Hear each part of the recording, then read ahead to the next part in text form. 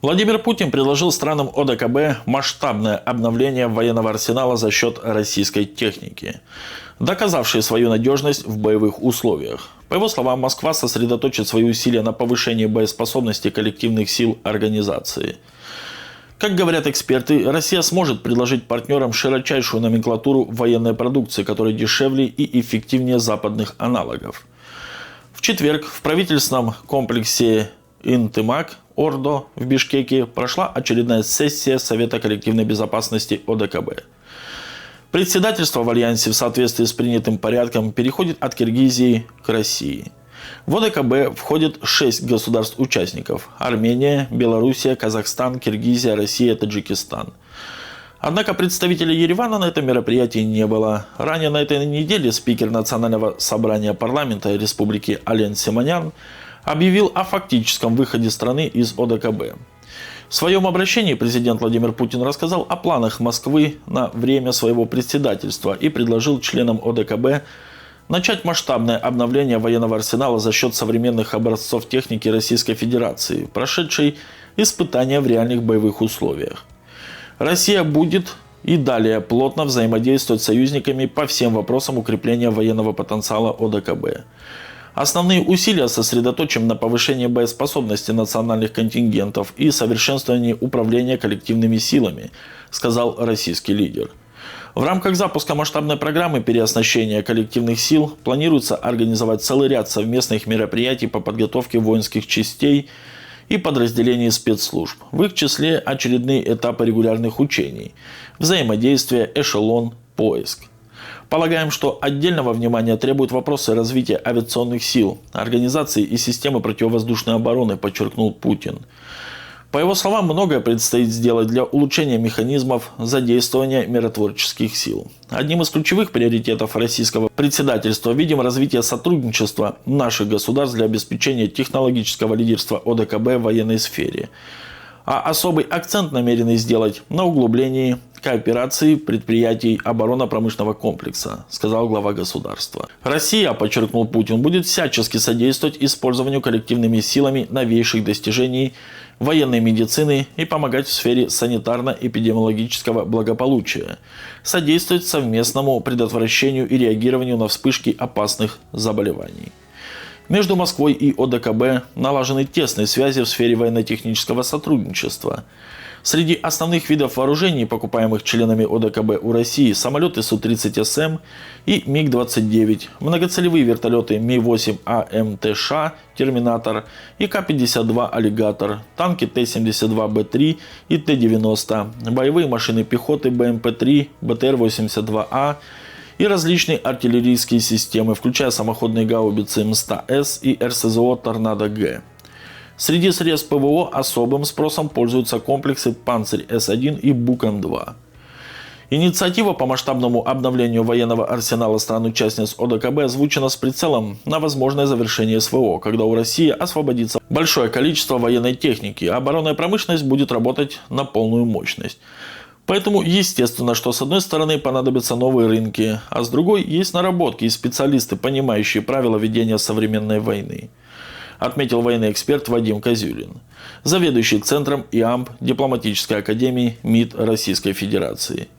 По его словам, Россия может предложить союзникам по ОДКБ весь спектр военной продукции, который сегодня можно увидеть на линии соприкосновения, начиная с легкого вооружения, в том числе баги и вездеходов.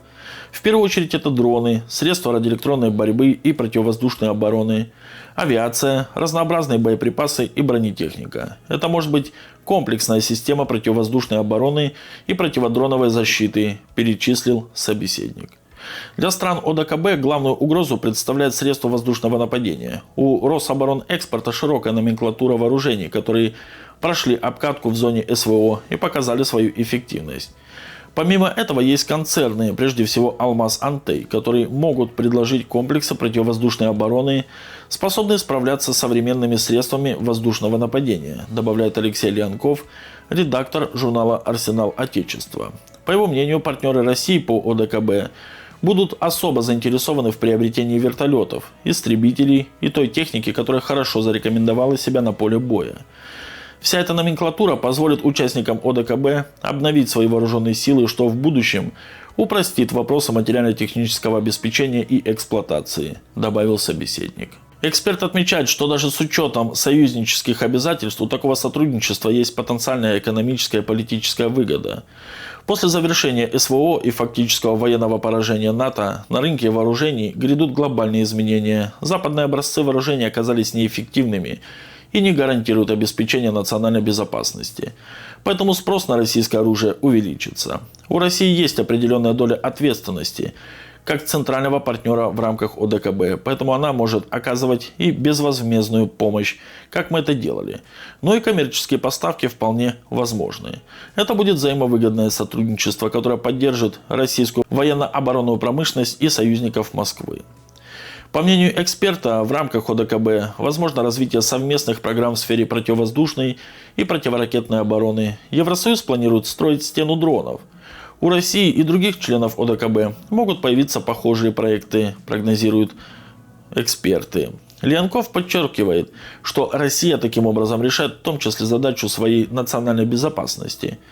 При этом мы готовы делиться не только с современными видами вооружений и военной техники, но и передать практический опыт, который мы наработали во время СВО. Российские образцы вооружений дешевыми не назовешь. Но если сравнивать по соотношению цены и качества, то они значительно дешевле западных аналогов, а по эффективности превосходят их, потому что доказали это на поле боя, подчеркнул спикер. Сотрудничество в области экспорта вооружений будет означать усиление связи между странами на многие десятилетия вперед. Приобретение систем ПВО или авиации гарантирует последующие поставки запчастей и последующую модернизацию, обучение специалистов по российским стандартам на конкретных видах вооружений, пояснил Козюлин. Кроме того, будет происходить усиление экономических связей, а также укрепляться положение России в Центральной Азии.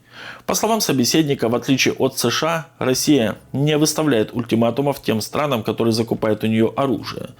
США могут ввести санкции против тех, кто, например, начал сотрудничать с Россией.